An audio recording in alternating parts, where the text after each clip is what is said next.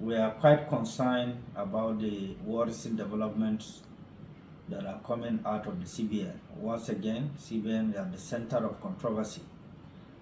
Innocent people are being sacked in CBN without following the due process of sacking them, without giving them queries.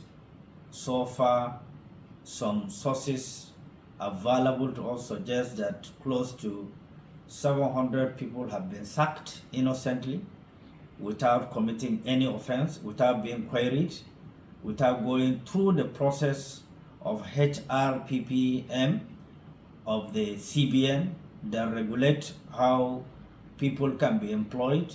If they commit offense, they will go through those processes of ensuring that they were given fair hearing, and people will just be called and be given a letter. I want the National Assembly and the President and the Central Bank Governor of Nigeria to be mindful of the fact that the unemployment level in Nigeria is extremely very alarming. CBN can not always be in the public domain for bad reasons, always on the negative sides. You cannot victimize innocent staffs who are not responsible for redesignation of Nigerian Naira, who are not responsible for the scarcity of our currency. They are ordinary staffs. They are not at the level of policy decision, and they are being victimized. If you are doing reorganization or restructuring, you can do it in line with the policies and principles that establish the CBN. And of course, the department that are responsible for employment and regulations and disciplinary actions. I called on the CBN Governor to stop this forthwith, and the National Assembly to look into this issue diligently, and the President to intervene. You cannot be sacking young people that are being employed. Some of them are breadwinners of their families. They have families to take care of. They have children to take care of. They have hospital bills to take care of.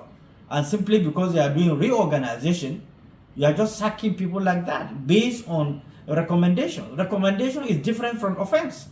You must establish the fact that they committed an offense.